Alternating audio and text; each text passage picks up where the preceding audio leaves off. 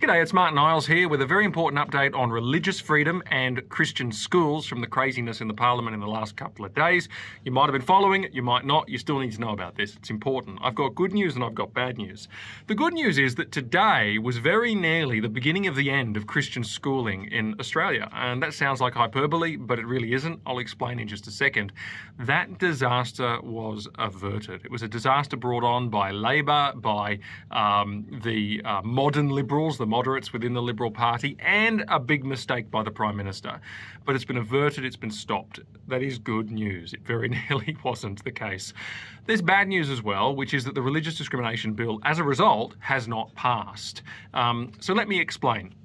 When it comes to this Religious Discrimination Bill, we all know about it by now. It's been around for like 3 years. We've always thought, look, on balance, we support it. It's not an amazing bill. It's an okay bill. It takes us forward just a little bit on the whole area of the cases that we're seeing coming through the Human Rights Law Alliance, where Christian folk are actually being disciplined, they're being sacked, they're facing all kinds of harassment in the workplace, in their professions, things like this. They're getting discriminated against in different parts of life. We see these cases all too often. The Religious Discrimination Bill was an actual step towards remedying some of those cases. And so we thought, well, it doesn't go all the way, but it's worth supporting on that basis. We've always had that view. But the Religious Discrimination Bill has been a real thorn in Scott Morrison's side. He's been trying to find a way to get it through the Parliament for a little while now. He should have done it early in the Prime Ministership when he had a lot of authority and could have put it through, but that's all changed. Now, we've always thought that he needs to rely on the crossbench and the independents in the Senate, but he's got a big problem. He had a problem insofar as there are people in his own party, they call themselves moderates, who would cross the floor to vote against the bill. So he needed to find more votes from somewhere. And he decided that he would find those votes from the Labor Party. And there were other faith leaders who were of this view as well.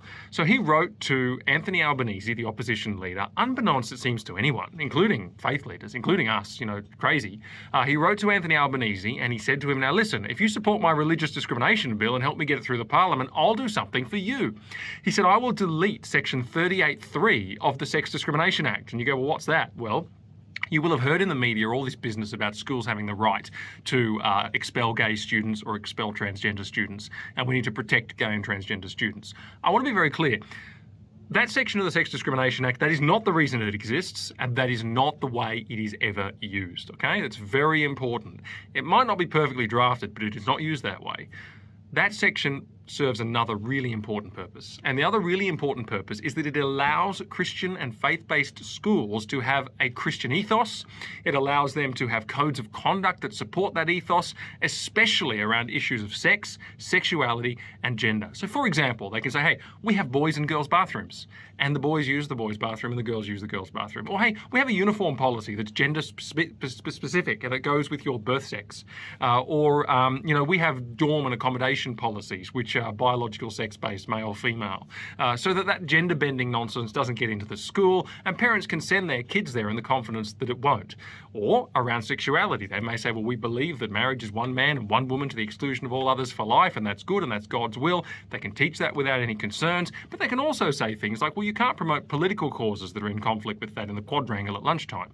Or, you know what, we're not doing the whole same-sex couples at formals thing. We're doing opposite sex only. Things like this. An ethos, codes of conduct that say we are authentically Christian on these issues.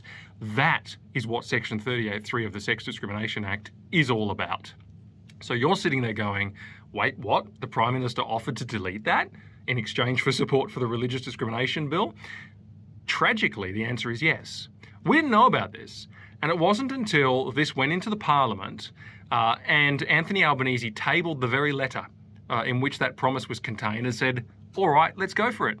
And so he raised an amendment to delete section 38(3) of the Sex Discrimination Act to seriously hurt Christian schools in Australia, and that's putting it mildly.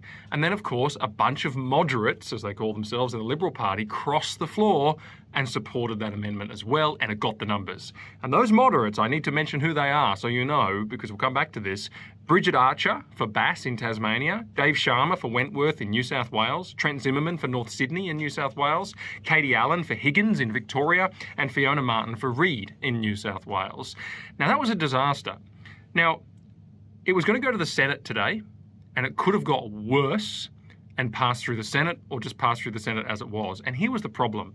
Fine, the Religious Discrimination Bill may have passed, but these school changes made this whole situation just not worth it. It would have set us back enormously. A bunch of good guys rallied in the Senate in order to block this and to get it off the agenda. And I will say, they did so with the Prime Minister's help. So he evidently regrets what happened. And it may be, I'm just speculating here, I'm not sure if any of us will ever find out for sure, but it may be that he misunderstood what he offered to Anthony Albanese, because the section in the Sex Discrimination Act is not that clear. So it may be, that's my benefit of the doubt side, that he may actually have made a genuine big fat mistake, seems to regret it, tried to help claw it back in the Senate successfully. That is good, okay? Christian schools live to die another day in this country. It would have been a shocking day if that had happened. And the only downside is the Religious Discrimination Bill is off the agenda, probably until after the next election. And it depends who wins the election, of course, as to what happens with it after that. The question is, and the thing I need to answer now, is what to do about this. I tell you what to do about this. The Liberal Party is in an ideological war with itself. It is tearing apart from the inside. You have the good guys in the Senate who will avert the disaster, and then you have the, moderates who will cross the floor to create the disaster. This is the problem with the Liberal Party. This is why the changes we're getting socially in this country at the moment really are no better than what you would get under anyone else. It is a downward spiral, and it's not stopping because the moderates are doing as they please, and they're not moderates, as I keep saying. We need to do something about that. So I'm asking you for help.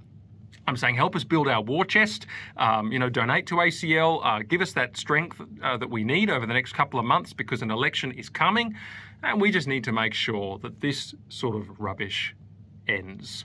So thank you, everybody. That's my update. And let me just leave you with this thought. On balance, I think what happened today is good.